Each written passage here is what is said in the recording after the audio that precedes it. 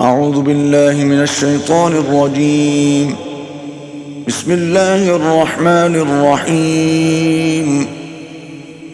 قال فما خطبكم أيها المرسلون؟ قالوا إنا أرسلنا إلى قوم مجرمين لنرسل عليهم حجارة من طين مسومة عند ربك للمسرفين فأخرجنا من كان فيها من المؤمنين فما وجدنا فيها غير بيت من المسلمين وتركنا فيها آية للذين يخافون العذاب الأليم. وفي موسى إذ أرسلناه إلى فرعون بسلطان مبين فتولى بركنه وقال ساحر أو مجنون فأخذناه وجنوده فنبذناهم في اليم وهو مليم. وفي عاد إذ أرسلنا عليهم الريح العقيم ما تذر من شيء أتت عليه إلا جعلته كالرميم. وفي ثمود إذ قيل لهم تمتعوا حتى حين فعتوا عن أمر ربهم فأخذتهم الصاعقة وهم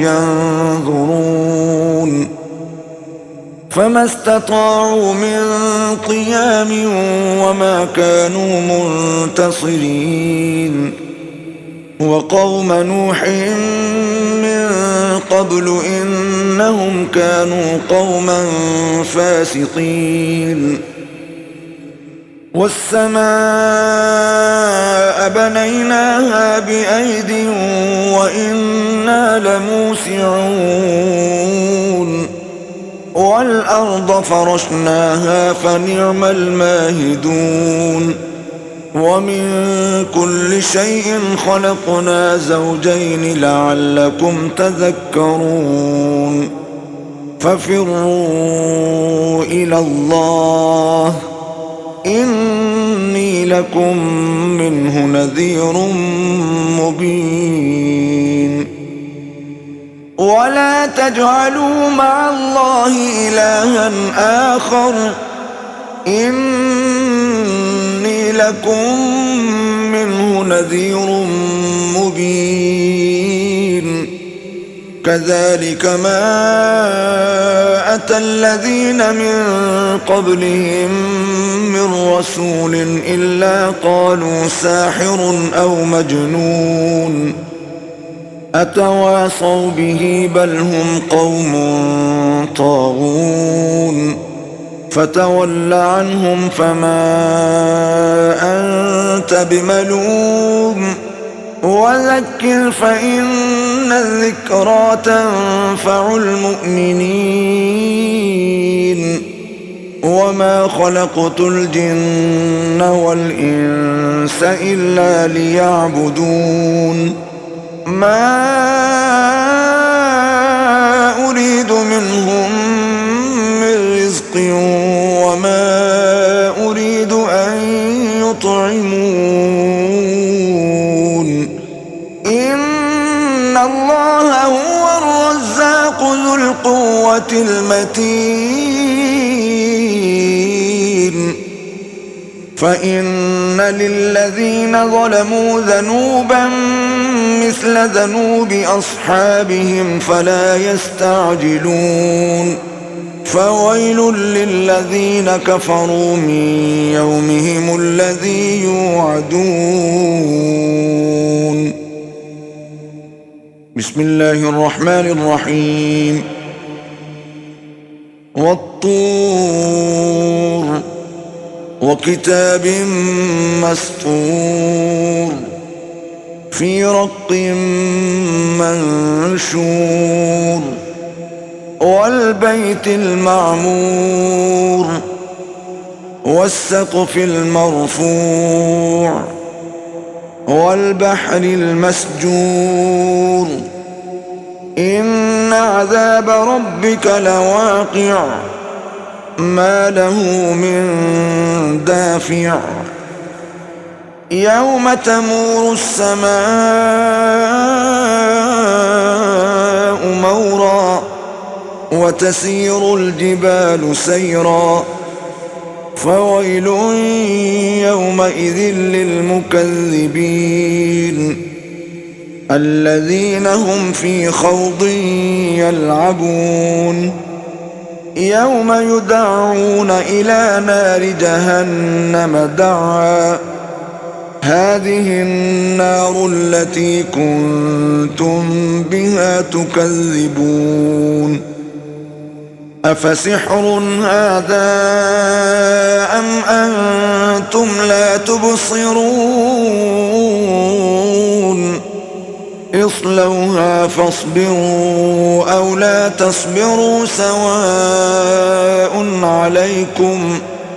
إنما تجزون ما كنتم تعملون إن المتقين في جنات ونعيم فاكهين بما آتاهم ربهم ووقاهم ربهم عذاب الجحيم كلوا واشربوا هنيئا بما كنتم تعملون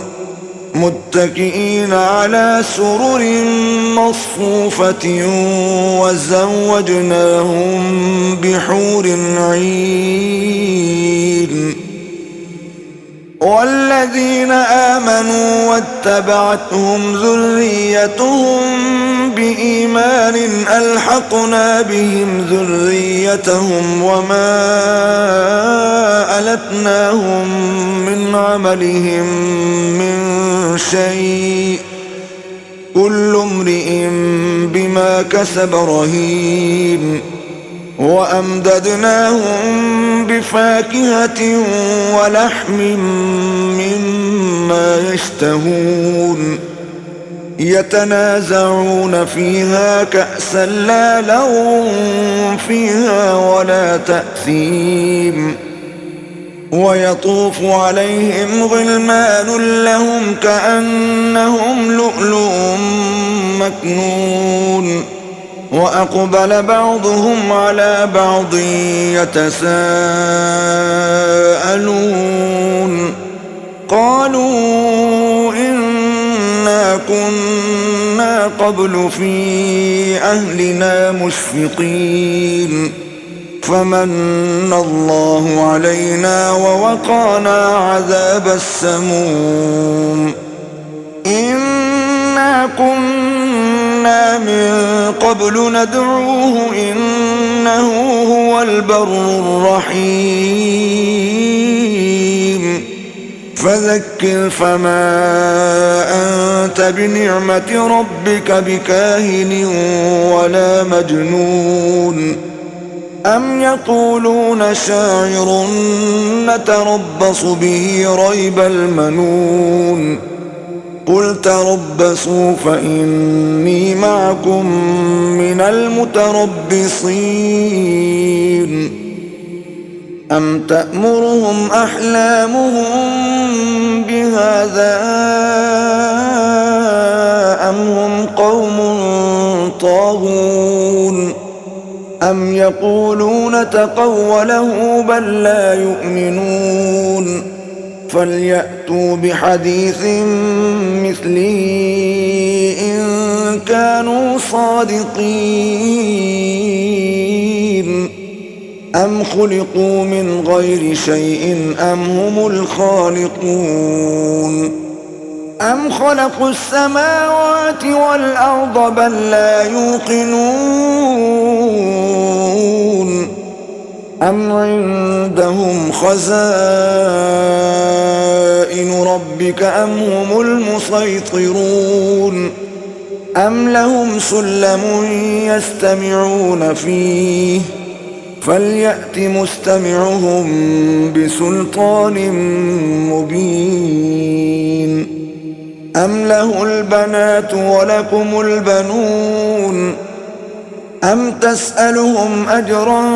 فهم من مغرم مثقلون أم عندهم الغيب فهم يكتبون أم يريدون كيدا فالذين كفروا هم المكيدون أم لهم إله غير الله سبحان الله عما يشركون وإن يروا كسفا من السماء ساقطا يقولوا سحاب مركوم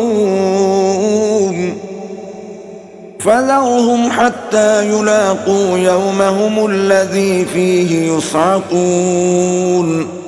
يوم لا يغني عنهم كيدهم شيئا ولا هم ينصرون وإن للذين ظلموا عذابا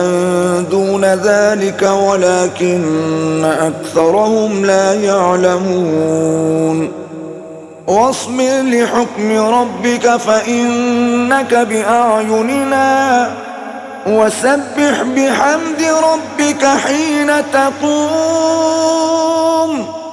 ومن الليل فسبحه وإدبار النجوم بسم الله الرحمن الرحيم والنجم إذا هوى ما ضل صاحبكم وما غوى وما ينطق عن الهوى إن هو إلا وحي يوحى علمه شديد القوى ذو مرة فاستوى وهو بالأفق الأعلى ثم دنا فتدلى فكان قاب قوسين أو أدنى فأوحى إلى عبده ما أوحى ما كذب الفؤاد ما رأى أفتمارونه على ما يرى ولقد رآه نزلة أخرى عند سدرة المنتهى عندها جنة المأوى إذ يغشى السدرة ما يغشى ما زاغ البصر وما طغى لقد رأى من آيات ربه الكبرى أفرأيتم اللات والعزى ومناة الثالثة الأخرى ألكم الذكر وله الأنثى تلك إذا قسمة ضيزى إن هي إلا أسماء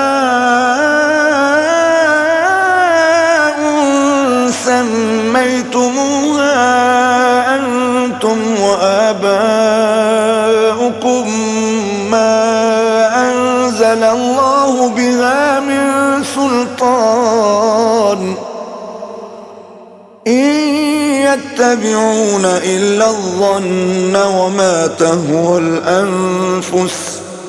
ولقد جاءهم من ربهم الهدى أم للإنسان ما تمنى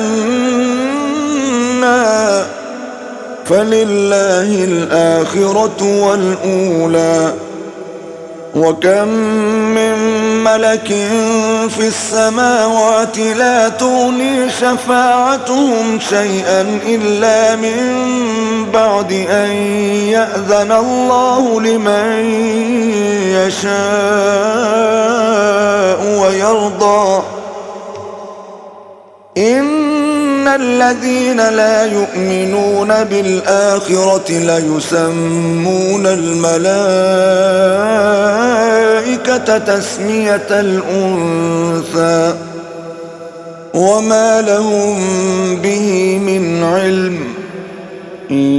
يتبعون إلا الظن وإن الظن لا يغني من الحق شيئا.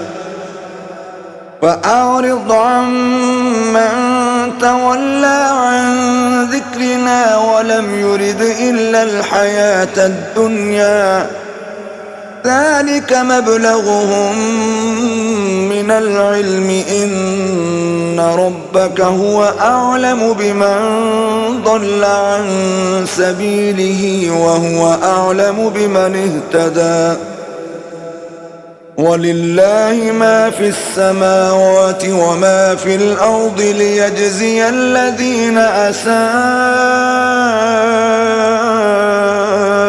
بما عملوا ويجزي الذين أحسنوا بالحسنى. الذين يجتنبون كبائر الإثم والفواحش إلا اللمم إن ربك واسع المغفرة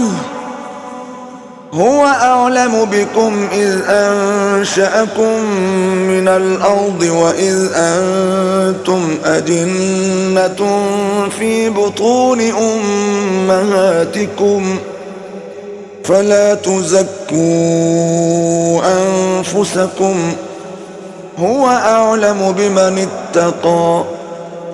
أفرأيت الذي تولى وأعطى قليلا وأكدى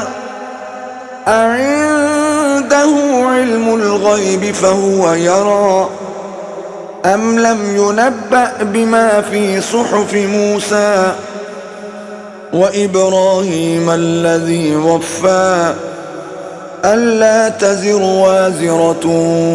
وزر أخرى وأن ليس للإنسان إلا ما سعى وأن سعيه سوف يرى ثم يجزاه الجزاء الأوفى وأن إلى ربك المنتهى وأنه هو أضحك وأبكى وأنه هو أمات وأحيا وأنه خلق الزوجين الذكر والأنثى من نطفة إذا تمنى وأن عليه النشأة الأخرى وأنه هو أغنى وأقنى وأنه هو رب الشعرى وأنه أهلك عادا الأولى وثمود فما أبقى وقوم نوح من قبل إنهم كانوا هم أظلم وأطغى والمؤتفكة أهوى فغشاها ما غشى فبأي آلاء ربك تتمارى هذا نذير من النذر الأولى أزفت الآزفة ليس لها من دون الله كاشفة أفمن هذا الحديث تعجبون وتضحكون ولا تبكون وأنتم سامدون فاسجدوا لله واعبدوا. بسم الله الرحمن الرحيم. اقتربت الساعة وانشق القمر وإن يروا آية يعرضوا ويقولوا سحر مستمر وكذبوا واتبعوا أهواءهم وكل أمر مستقر. ولقد جاءهم من الأنباء ما فيه مزدجر حكمة بالغة فما تغني النذر. فتول عنهم يوم يدعو الداع إلى شيء نكر. خش عن أبصارهم يخرجون من الأجداث كأنهم جراد منتشر مهطعين إلى الداع يقول الكافرون هذا يوم عسر. كذبت قبلهم قوم نوح فكذبوا عبدنا وقالوا مجنون وازدجر. فدعا ربه أني مغلوب فانتصر. ففتحنا أبواب السماء بماء منهمر وفجرنا الأرض عيونا فالتقى الماء على أمر قد قدر. وحملناه على ذات ألواح ودسر تجري بأعيننا جزاء لمن كان كفر. ولقد تركناها آية فهل من مدكر. فكيف كان عذابي ونذر. ولقد يسرنا القرآن للذكر فهل من مدكر. كذبت عاد فكيف كان عذابي ونذر. إنا أرسلنا عليهم ريحا صرصرا في يوم نحس مستمر تنزع الناس كأنهم أعجاز نخل منقعر. فكيف كان عذابي ونذر. ولقد يسرنا القرآن للذكر فهل من مدكر. كذبت ثمود بالنذر فقالوا أبشرا منا واحدا نتبعه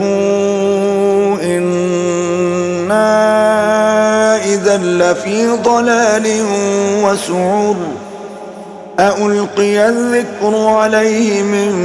بيننا بل هو كذاب أشر. سيعلمون غدا من الكذاب الأشر. إنا مرسل الناقة فتنة لهم فارتقبهم واصطبر. ونبئهم أن الماء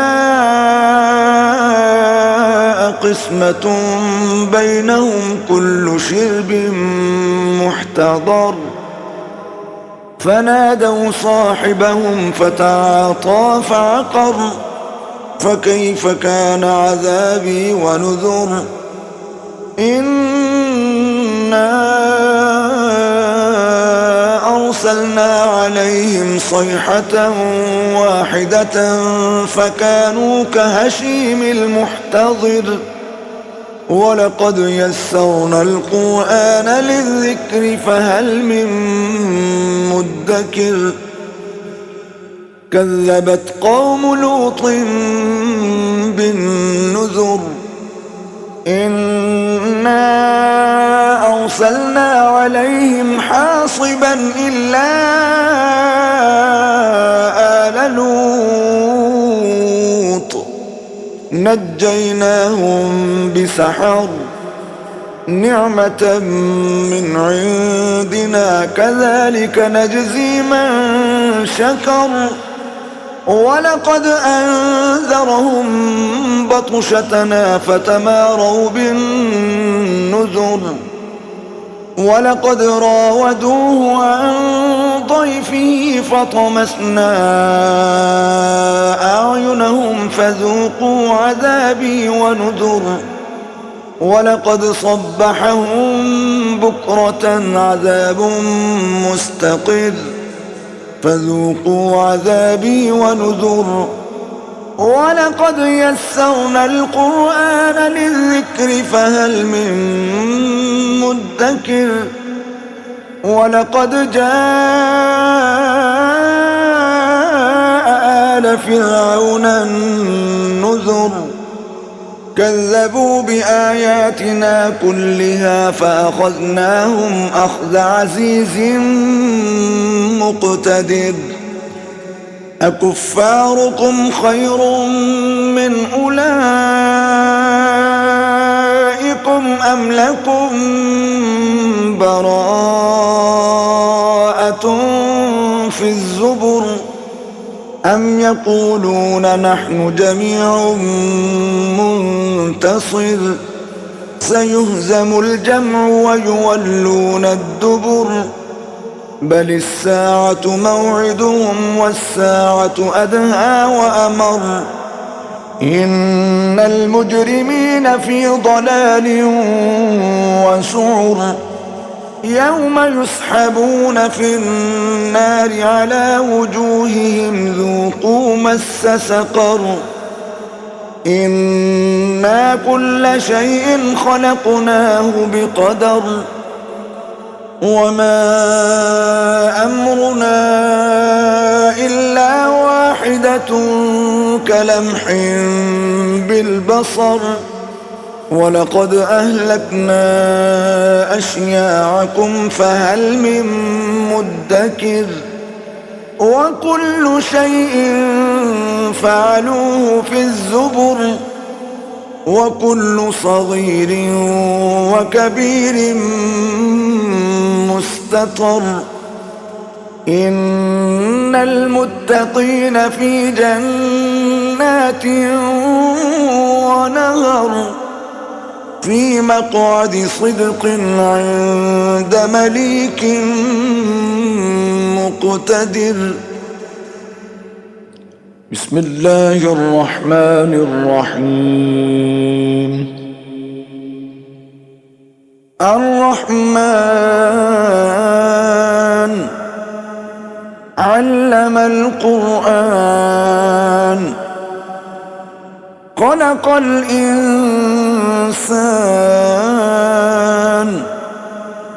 علمه البيان الشمس والقمر بحسبان والنجم والشجر يسجدان والسماء رفعها ووضع الميزان ألا تطغوا في الميزان وأقيموا الوزن بالقسط ولا تخسروا الميزان والأرض وضعها للأنام فيها فاكهة والنخل ذات الأكمام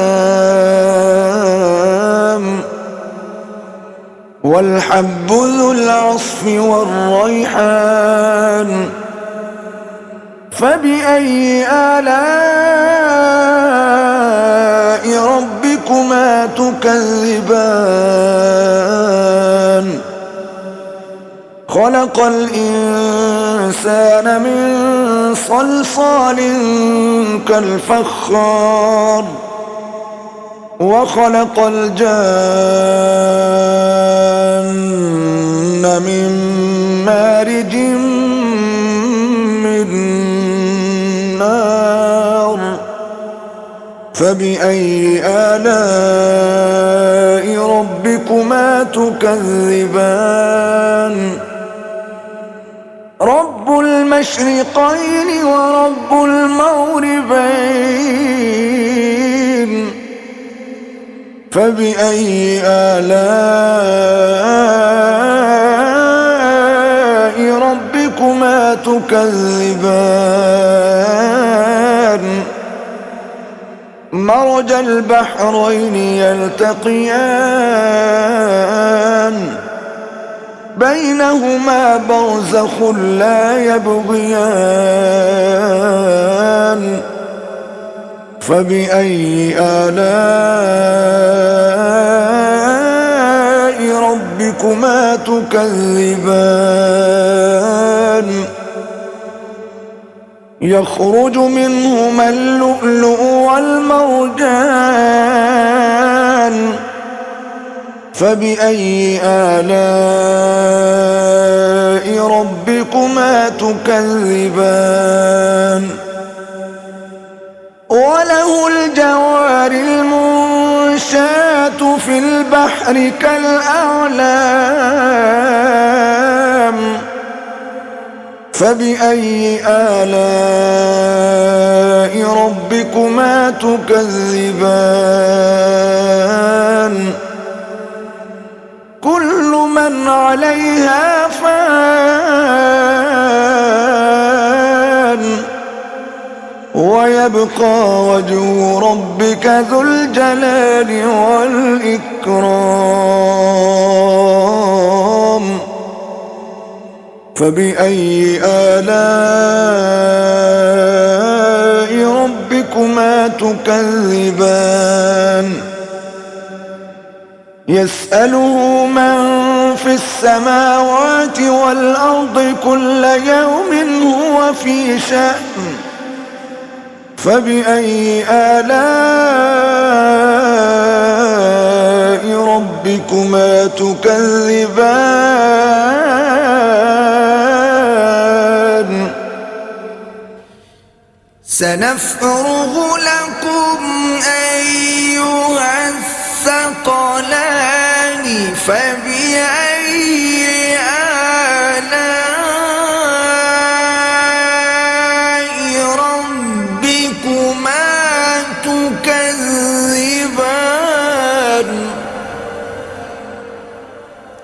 يا معشر الجن والإنس إن استطعتم أن تنفذوا من أقطار السماوات والأرض فانفذوا لا تنفذون إلا بسلطان فبأي آلاء ربكما تكذبان يرسل عليكما شواظ من نار ونحاس فلا تنتصران فبأي آلاء ربكما تكذبان فإذا انشقت السماء فكانت وردة كالدهان فبأي آلاء ربكما تكذبان فيومئذ لا يسأل عن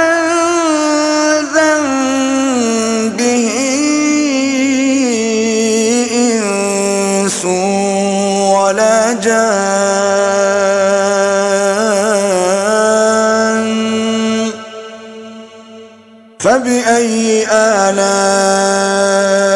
ربكما تكذبان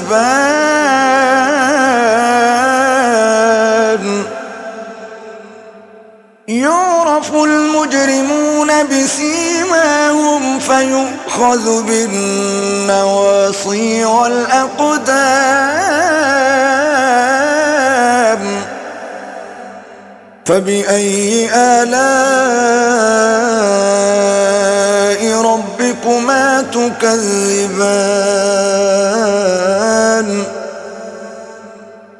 هذه جهنم التي يكذب بها المجرمون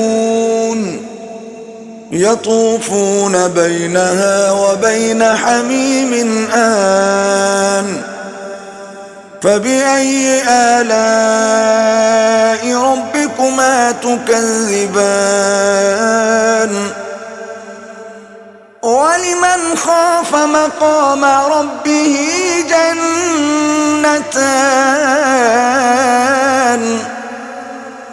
فبأي آلاء ربكما تكذبان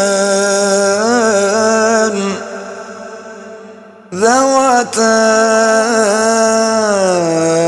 أفنان فبأي آلاء ربكما تكذبان فيهما عينان تجريان فبأي آلاء ربكما تكذبان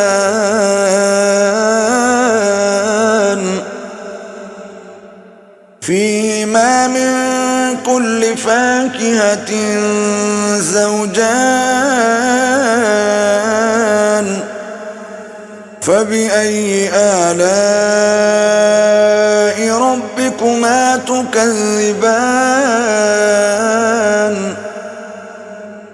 متكئين على فرش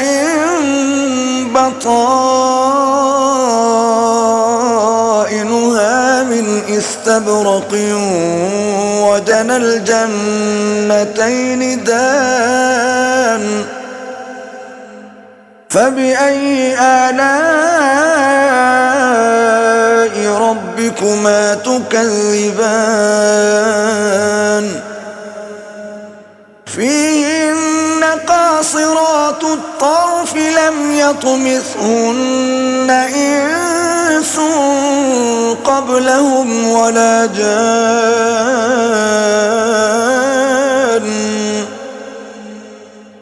فبأي آلاء ربكما تكذبان كأنهن الياقوت والمرجان فبأي آلاء ربكما تكذبان هل جزاء الإحسان إلا الإحسان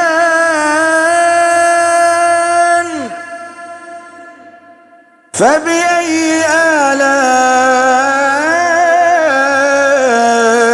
ربكما تكذبان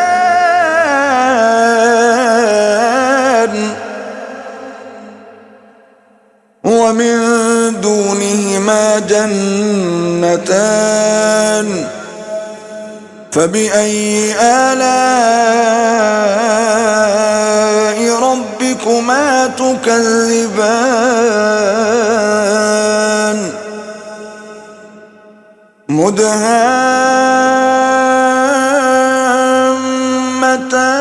مدهامتان فبأي آلاء ربكما تكذبان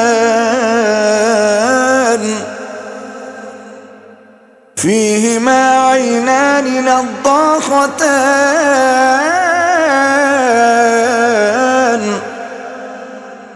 فبأي آلاء ربكما تكذبان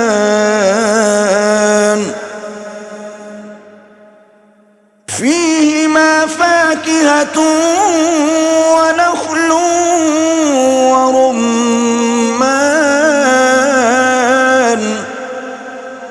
فبأي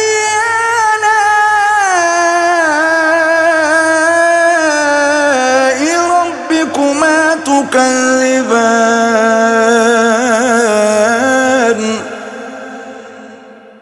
فيهن خيرات حسان فبأي آلاء ربكما تكذبان حور مقصورات في الخيام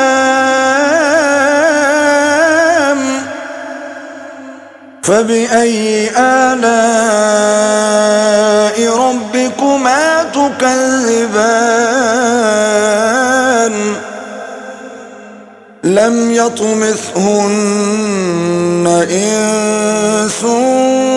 قبلهم ولا جان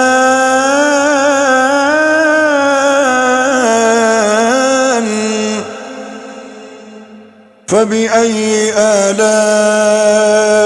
ربكما تكذبان متكئين على رفرف خضر وعبقري حسان فبأي آلاء ربكما تكذبان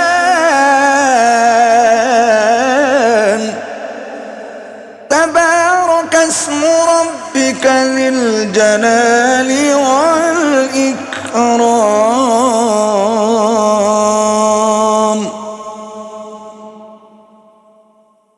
بسم الله الرحمن الرحيم إذا وقعت الواقعة ليس لوقعتها كاذبة خافضة رافعة إذا رجت الأرض رجا وبست الجبال بسا فكانت هباء منبثا وكنتم أزواجا ثلاثة فأصحاب الميمنة ما أصحاب الميمنة وأصحاب المشأمة ما أصحاب المشأمة والسابقون السابقون أولئك المقربون في جنات النعيم ثلة من الأولين وقليل من الآخرين على سرر موضونة متكئين عليها متقابلين يطوف عليهم ولدان مخلدون بأكواب وأباريق وكأس من معين لا يصدعون عنها ولا ينزفون وفاكهة مما يتخيرون ولحم طير مما يشتهون وحور عين كأمثال اللؤلؤ المكنون جزاء بما كانوا يعملون لا يسمعون فيها لغوا ولا تأثيما إلا قيلا سلاما سلاما وأصحاب اليمين ما أصحاب اليمين في سدر مخضود وطلح منضود وظل ممدود وماء مسكوب وفاكهة كثيرة لا مقطوعة ولا ممنوعة وفرش مرفوعة إنا أنشأناهن إن شاء فجعلناهن أبكارا عربا أترابا لأصحاب اليمين ثلة من الأولين وثلة من الآخرين وأصحاب الشمال ما أصحاب الشمال في سموم وحميم وظل من يحموم لا بارد ولا كريم إنهم كانوا قبل ذلك مترفين وكانوا يصرون على الحنث العظيم وكانوا يقولون أئذا متنا وكنا ترابا وعظاما أئنا لمبعوثون أو آباؤنا الأولون قل إن الأولين والآخرين لمجموعون إلى ميقات يوم معلوم ثم إنكم أيها الضالون المكذبون لآكلون من شجر من زقوم فمالئون منها البطون فشاربون عليه من الحميم فشاربون شرب الهيم هذا نزلهم يوم الدين نحن خلقناكم فلولا تصدقون أفرأيتم ما تمنون أأنتم تخلقونه أم نحن الخالقون نحن قدرنا بينكم الموت وما نحن بمسبوقين على أن نبدل أمثالكم وننشئكم فيما لا تعلمون ولقد علمتم النشأة الأولى فلولا تذكرون أفرأيتم ما تحرثون أأنتم تزرعونه أم نحن الزارعون لو نشاء لجعلناه حطاما فظلتم تفكهون إنا لمغرمون بل نحن محرومون أفرأيتم الماء الذي تشربون أأنتم أنزلتموه من المزن أم نحن المنزلون لو نشاء جعلناه أجاجا فلولا تشكرون أفرأيتم النار التي تورون أأنتم أنشأتم شجرتها أم نحن المنشئون نحن جعلناها تذكرة ومتاعا للمقوين فسبح باسم ربك العظيم فلا أقسم بمواقع النجوم وإنه لقسم لو تعلمون عظيم إنه لقرآن كريم في كتاب مكنون لا يمسه إلا المطهرون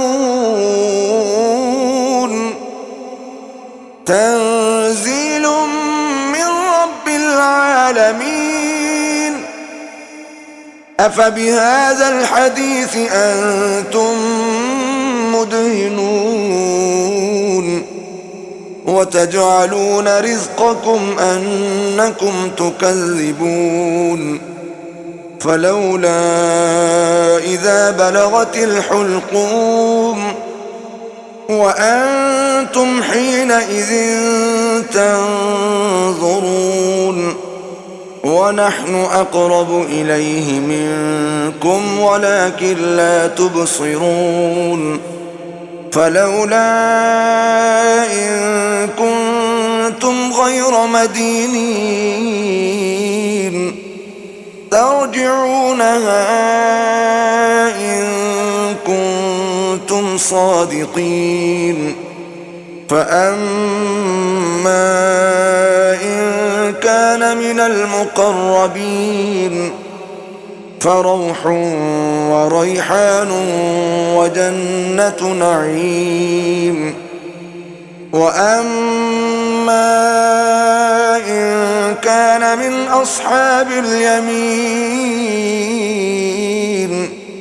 فسلام لك من أصحاب اليمين وأما إن كان من المكذبين الضالين فنزل من حميم وتصلية جحيم إن هذا لهو حق اليقين فسبح باسم ربك العظيم بسم الله الرحمن الرحيم سبح لله ما في السماوات والأرض وهو العزيز الحكيم له ملك السماوات والأرض يحيي ويميت وهو على كل شيء قدير هو الأول والآخر والظاهر والباطن وهو بكل شيء عليم هو الذي خلق السماوات والأرض في 6 أيام ثم استوى على العرش يعلم ما يلج في الأرض وما يخرج منها وما ينزل من السماء وما يعرج فيها وهو معكم أينما كنتم والله بما تعملون بصير له ملك السماوات والأرض وإلى الله ترجع الأمور يولج الليل في النهار ويولج النهار في الليل وهو عليم بذات الصدور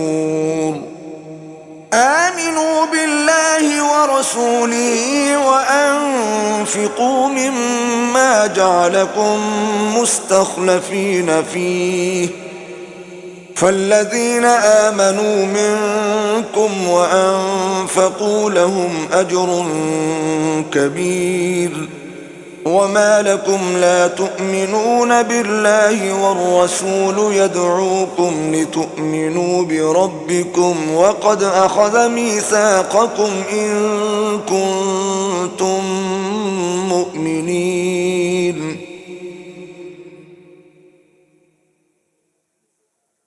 هو الذي ينزل على عبده بآيات بينات ليخرجكم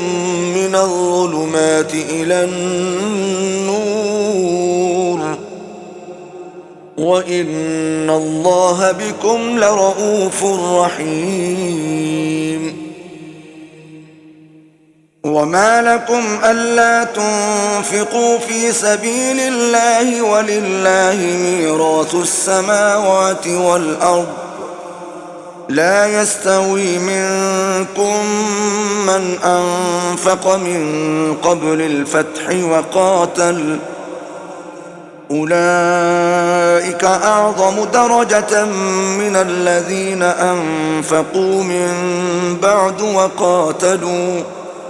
وكلا وعد الله الحسنى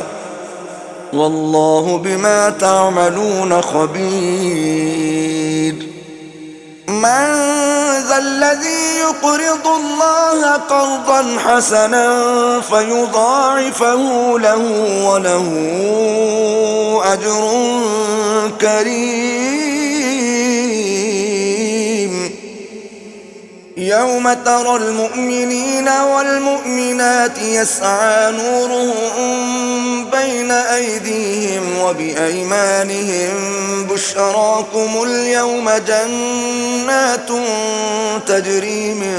تحتها الأنهار خالدين فيها ذلك هو الفوز العظيم. يوم يقول المنافقون والمنافقات للذين آمنوا انظرونا نقتبس من نوركم قيل ارجعوا وراءكم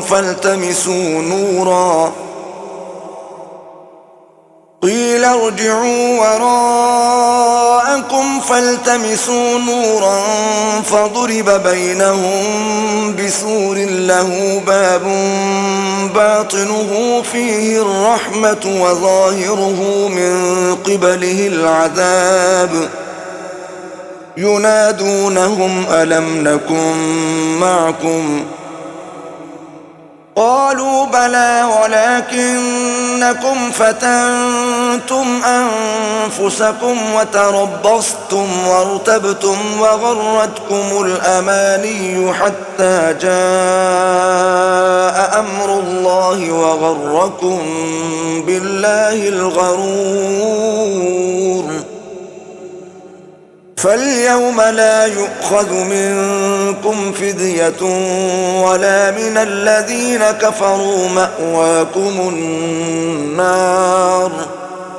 هي مولاكم وبئس المصير.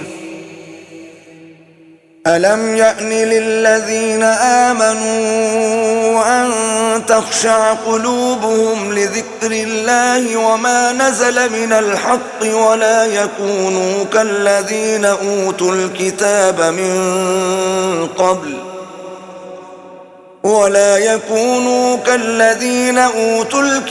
من قبل فطال عليهم الأمد فقست قلوبهم وكثير منهم فاسقون. اعلموا أن الله يحيي الأرض بعد موتها قد بينا لكم الآيات لعلكم تعقلون. إن المصدقين والمصدقات وأقرضوا الله قرضا حسنا يضاعف لهم ولهم أجر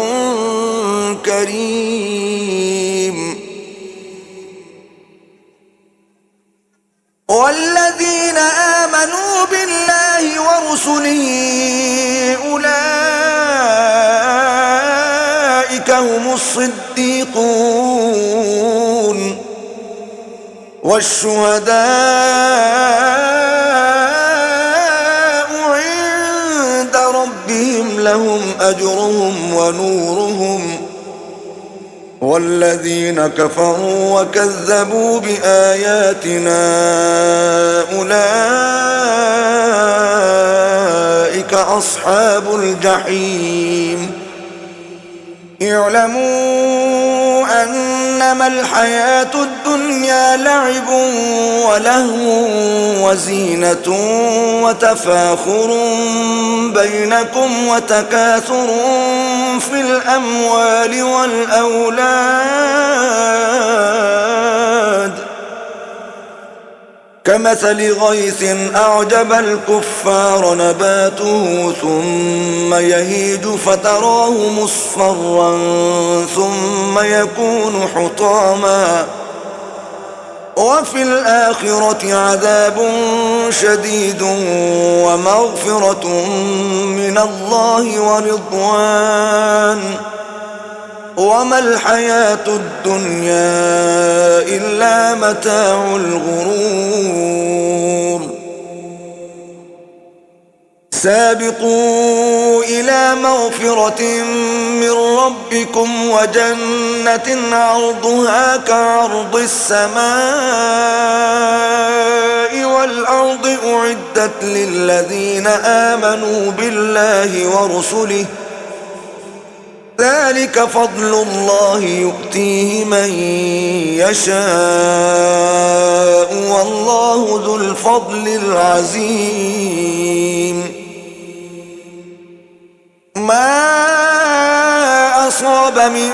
مصيبة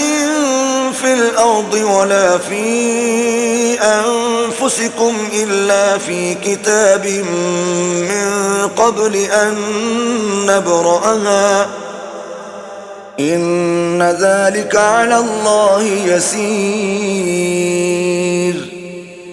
لكي لا تأسوا على ما فاتكم ولا تفرحوا بما آتاكم والله لا يحب كل مختال فخور الذين يبخلون ويأمرون الناس بالبخل ومن يتول فإن الله هو الغني الحميد لقد أرسلنا رسلنا بالبينات وأنزلنا معهم الكتاب والميزان ليقوم الناس بالقسط وأنزلنا الحديد فيه بأس شديد ومنافع للناس وليعلم الله من ينصره ورسله بالغيب إن الله قوي عزيز ولقد أرسلنا نوحا وإبراهيم وجعلنا في ذريتهما النبوة والكتاب فمنهم مهتد وكثير منهم فاسقون ثم قفينا على آثارهم برسلنا وقفينا بعيسى ابن مريم وآتيناه الإنجيل وجعلنا في قلوب الذين اتبعوه رأفة ورحمة